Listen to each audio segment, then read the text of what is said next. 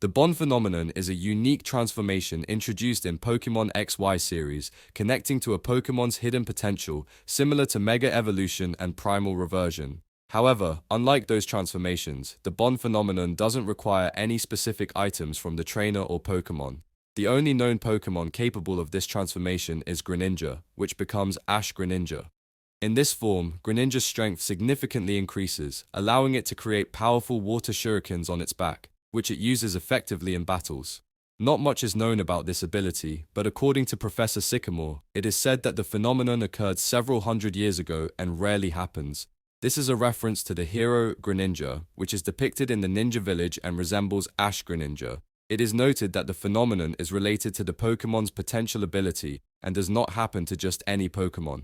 In the games, the bond phenomenon is reflected in Generation 7 through the ability Battle Bond. When Greninja knocks out an opposing foe, it transforms into Ash Greninja, boosting its attack, special attack, and speed stats while enhancing the power of Water Shuriken.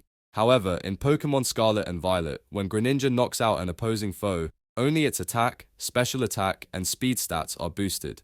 In the anime, the bond phenomenon is triggered when Ash and Greninja reach the highest level of trust. There are two forms in the transformation. The first form, known as the Water Veil form or the incomplete form, takes on an appearance resembling Ash while being covered in a torrent of water. While the full capabilities and attributes were initially unknown, it was shown that this form grants a significant boost in speed and power. However, this new power comes with a side effect. Whenever Greninja receives damage while in the Ash Greninja form, Ash feels the pain as well. It was later revealed by Clement's device that Ash and Greninja share the same heartbeat in this form, suggesting that if they push themselves too hard, Ash may collapse from exhaustion. In its second form, known as the Water Shuriken form, which is the mastered form of Ash Greninja, it surpasses its first form. The large Water Shuriken on its back can inflict massive damage, enabling it to defeat stronger opponents with just one hit.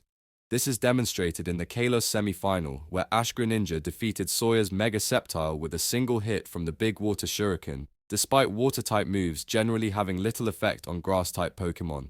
One of the coolest features is that in the Ash Greninja form, all of the cut moves are transformed into blue kunai blades, fitting the character of a ninja.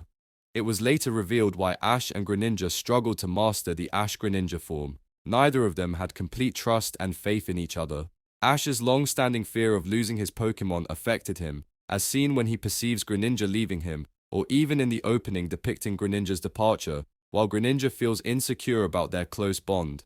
I believe that Ash and Greninja had become overconfident after facing Diantha, the Kalos champion.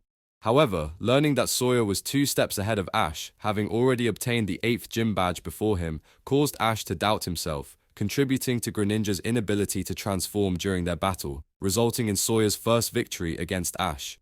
This tension built up to the 8th gym battle, where Ash and Greninja entered the first form but still lost to Wulfric, marking their lowest point. However, with the help of Zygarde, Ash and Greninja reunited by working together to save a group of Spupa, leading to their feelings being in sync and allowing Greninja to perfect the Ash Greninja form.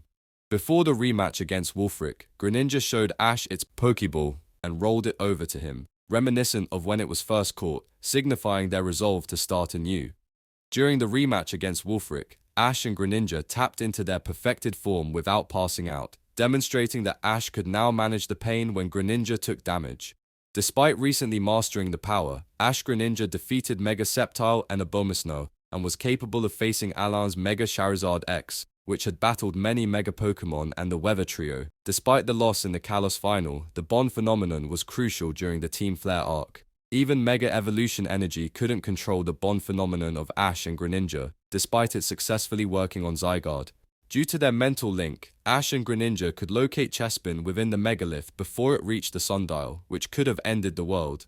After Team Flare's evil ambitions were thwarted, Greninja was recruited by Zygarde to destroy the Red Roots and to leave Ash. It seems that Ash and Greninja could sense the negative energy from the Red Roots, which could explain the possible connection of bond phenomenon with Aura. In Pokémon Journeys, Ash returns to meet Greninja, where it later teaches Lucario how to strengthen its aura, demonstrating that the bond between trainer and Pokémon needs to be perfect. As a result, Greninja sensed Lucario's particularly powerful aura sphere when fighting Raihan's Duraludon in the Galar region, acknowledging it with satisfaction. To be honest, I really like the concept of the bond phenomenon, even though it was created for Ash since he didn't have any Pokémon to Mega Evolve in Kalos. I wish it would return in the anime or even in the games, but I doubt that will happen since Ash isn't the protagonist anymore, and Greninja is still tied up with the red roots. This is why I created the video, to remind newer audiences that before Ash's Lucario, we had Ash Greninja, the GOAT. Ultimately, I wanted to highlight a once-beloved gimmick that has become less appreciated and subsequently nerfed.